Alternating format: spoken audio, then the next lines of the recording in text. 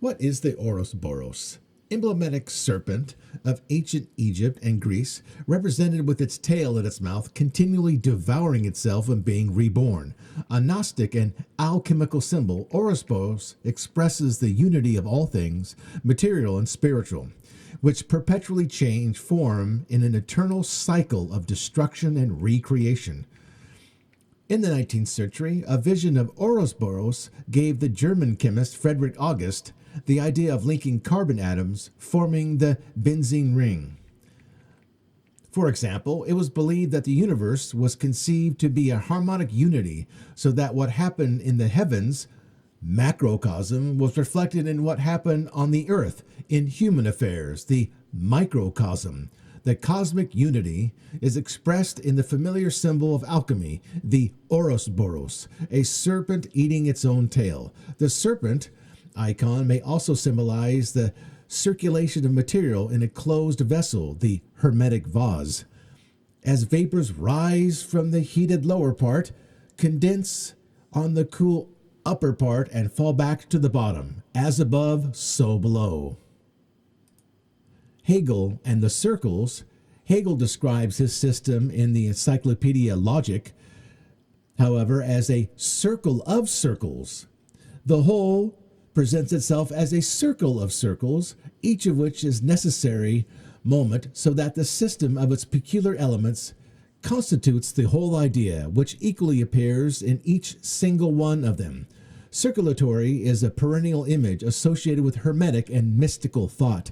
Interestingly, the phrase hin kai pan or hin to pan is associated with the alchemic symbol of the Ouroboros. The Greek phrase is often written inside or around the serpent. For example, according to Eric Newman, in The Origins and History of the Consciousness, suggests that the Ouroboros is not just an alchemical symbol, but an archetype of the collective unconscious, symbolizing the original unity of all things and the return to that unity. Interestingly enough, the Philosopher's Stone is also sometimes symbolized by the Ouroboros, a snake biting its own tail, the symbol of Hin To Pan or Hin Kai Pan. The Philosopher's Stone and the Ouroboros. Philosopher's Stone in Western alchemy is unknown substance, also called a tincture or the powder, sought by alchemists for its supposed ability to transform base materials into precious ones, especially gold and silver. Alchemists also believed that the elixir of life could be derived from it, insomuch as alchemy was considered with the perfection of the human soul. The Philosopher's Stone was thought to cure illness, prolong life, and bring about spiritual revitalization. The Philosopher's Stone, variously described, was sometimes said to be a common substance found everywhere but unrecognized and unappreciated. The quest for the stone encouraged alchemists from the Middle Age to the end of the 17th century to examine in their laboratories numerous substances and their interactions. The quest thereby provided a body of knowledge that ultimately led to the sciences of chemistry, metallurgy, and pharmacology. The process by which it was hoped common metals such as iron, lead, tin, and copper could be turned into the more valuable metals involved heating the base material in a characteristic pear-shaped glass crucible called the vase of Hermes, or the philosopher's egg. Color changes were carefully watched, black indicating the death of the old material, perpetually to the revitalization, white the color required for change into silver, and red, the highest stage, the color required for change into gold.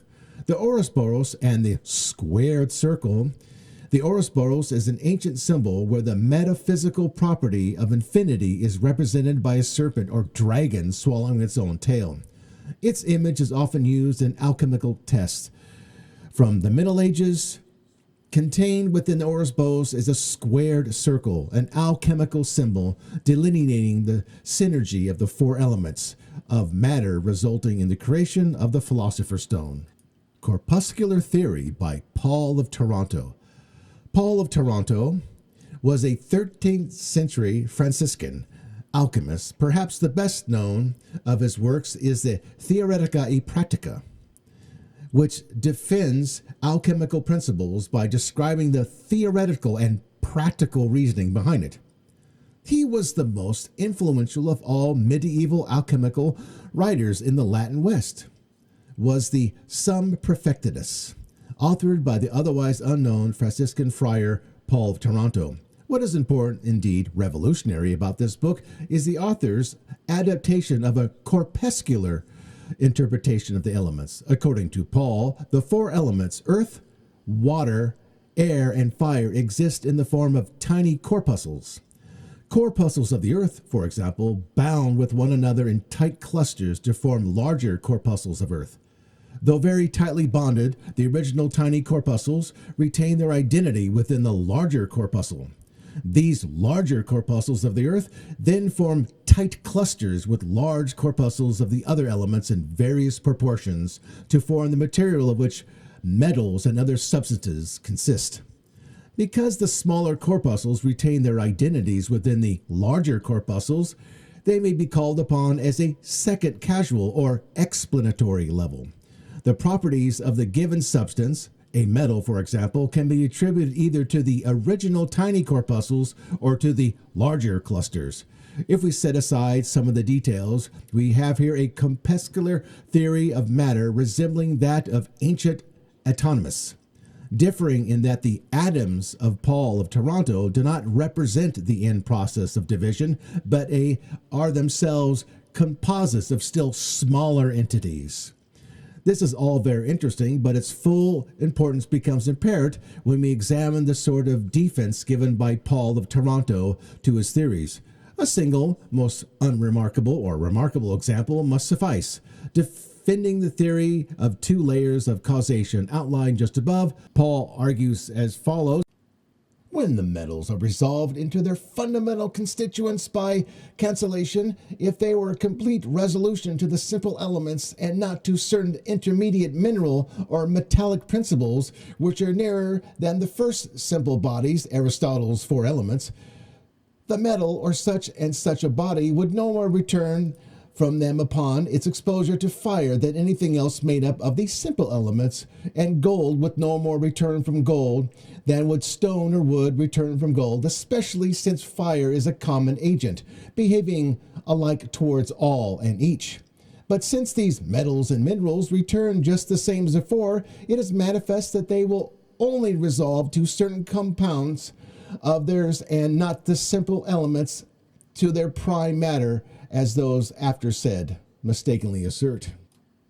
Paracelsus.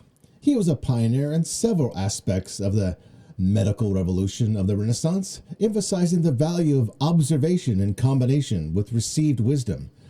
Paracelsus developed a alchemical vision of the world that encompassed the theory and practice of medicine and astrology. His influence may be seen operating in several directions, and his contribution has been of paramount importance, not only in the domain of esotericism, but more generally in Renaissance philosophy and the history of science. His ideas have been especially congenial to the German mind, on which he had a most profound, powerful hold upon until the present day.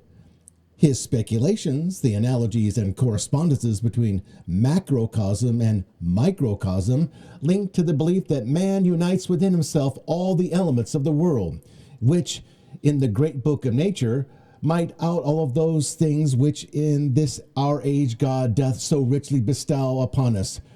Collect liberum naturae, and rejoices that finally man might thereby understand his own nobleness and worth, and why he is called microcosm, and has far his knowledge extendeth into nature. The writer David Walsh writes that Paracelsus greatly expanded the significance of the principles of alchemy, from a limited psychomaterial technique to the illuminative center for the understanding of nature as a whole, by integrating them with the dominant Hermetic Neoplatonic philosophy. According to Paracelsus, the world is an emanation of the one, the mysterium magnum, produced via the force of separatio. Paracelsus accepted the traditional alchemical four elements, both supplemented them with the second element system, that of sulfur-mercury salt. Paracelsus does not hold that these three are literally present in all things. Alan Dubus writes that he illustrated their meaning by burning a twig. The vaporous fumes denote mercury, the flame was sulfur, and the final ashes were salt. Hegel, as a side note, well understood that Paracelsus' doctrine could not be taken literally. As will shortly become apparent, Paracelsus identified his three principles with the persons of the Trinity. The Philosopher's Stone was conceived as the union of the three. In effect, God. Mercury was identified with the Holy Spirit. Paracelsus writes that in this matter, in three things, all has been created, namely in salt, in sulfur, and liquid.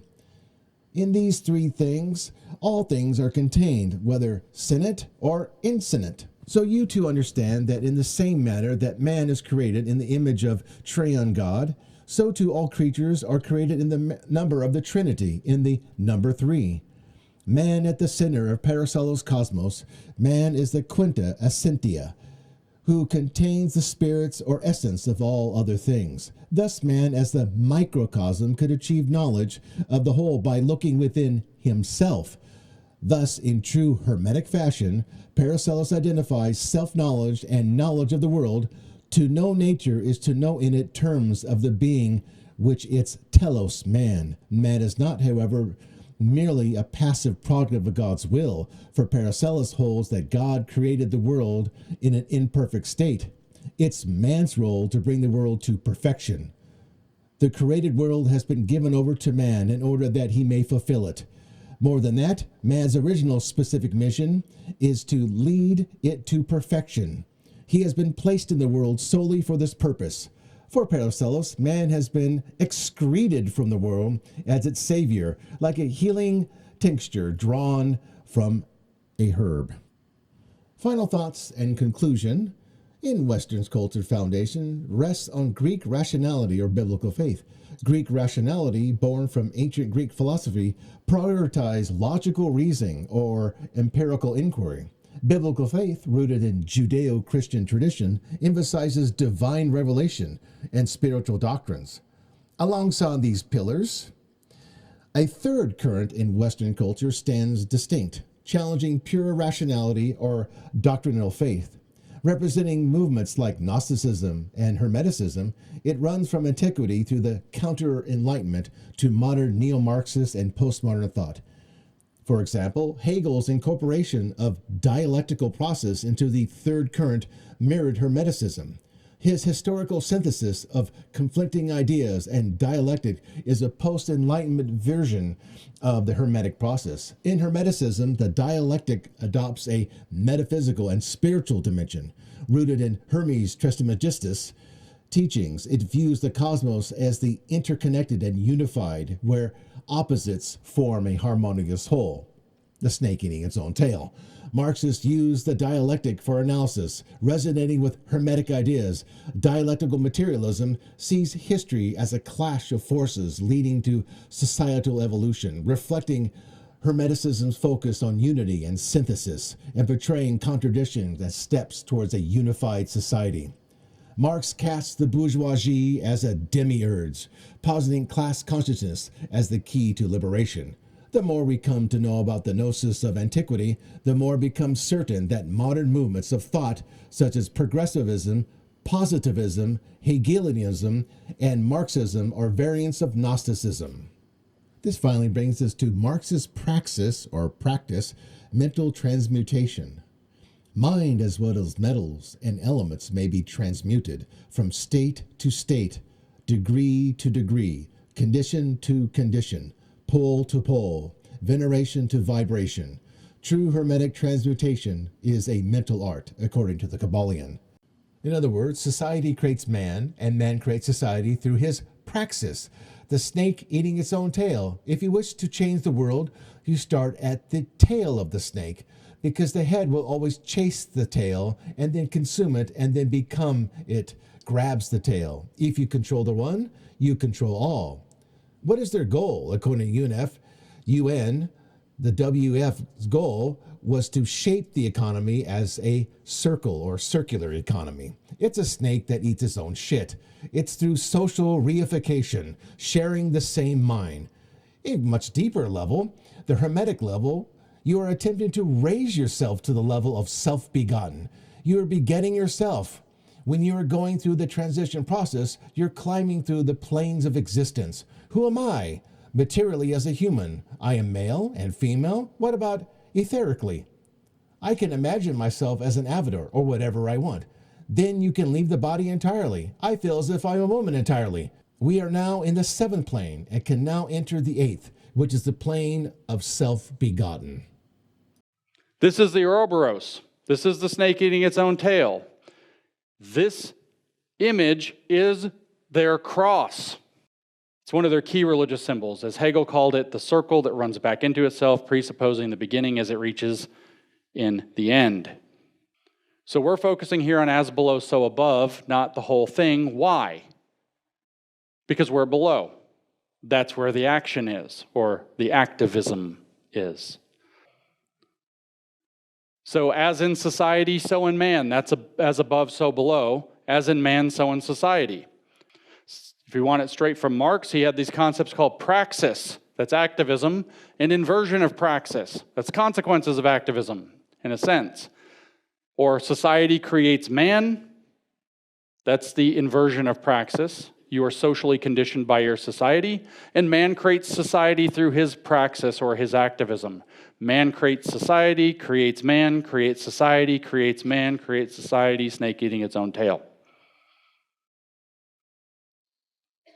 Marx understood that if you want to change the world, you start at the tail of the snake. Why? Because the head will always chase the tail and then consume it, and then become it. So this is where we find the relevance of hyperreality. You have to simulate to create. Fake it till you make it in Hermeticism. It's creation through simulation. You create the actual to replace the real. Creation, magic, through the principle of correspondence, which Marx understood. If you want to affect the world, you start at the tail. As below, so above, because as above, so below. You simulate the environment below to make it actual below through this process, through one turn of the full snake dialectic. Imagine that they produced 0 emissions. Well, you all imagined it. That's why we're here today. Because we have the ability to see what can be, unburdened by what has been, and then to make the possible actually happen.